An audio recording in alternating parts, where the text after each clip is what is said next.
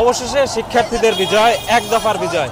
সাধারণ যে মানুষ তারা কিন্তু বরিশালের রাজপথে নেমে এসেছে। আমরা যেটা দেখেছি যে পথে প্রান্তরে লোকে লোকারণ্য হয়ে পড়েছে এবং তারা সব যে দাবি করছে তারা বিজয় হয়েছে তাদের, এবং দীর্ঘদিন ধরে যে তাদের যে চাপা অভিমান ক্ষোভ সেটি আজ উচ্ছ্বাসে আসলে পরিণত হয়েছে। আমরা এই গত এক মাস যাবৎ বরিশালের রাজপথে আন্দোলন করে যাওয়া অনেক শিক্ষার্থীদের সাথে কথা বলেছি।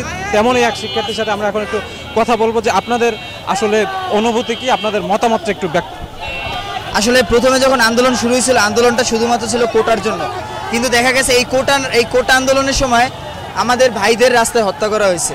কিন্তু তারপরেও আমরা মানে সহিংসতা জড়াইনি। তারপর আমরা 9 দফা দাবি দিয়েছিলাম। 9 দফায় কী ছিল যে হত্যাকাণ্ডের বিচারগুলো করা, কিন্তু যে বিচার করবে সে এই বিচারের জন্য কোনো দায়িত্ব না নিয়ে উল্টে আরও হত্যাকাণ্ড চালাচ্ছিল। পরে যখন এক দফা দাবি হয়েছে, এক দফা দাবিতে আমরা যখন সকল স্টুডেন্টরা আমরা যখন একত্রতা প্রকাশ করছি, তখন আমাদের আর দমাই রাখতে পারে নাই। আমরা এই বাংলাদেশ স্বাধীন করছি, আমরা এই স্বাধীন বাংলাদেশের মূল কারিগর, আমরা এই বাংলাদেশটাকে চালাবো ইনশাল্লাহ।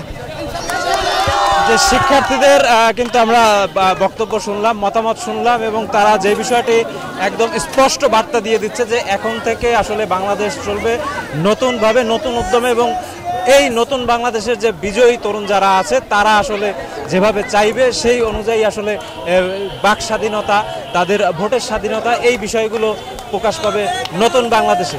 তো এই ছিল আমার কাছে বরিশাল থেকে সর্বশেষ।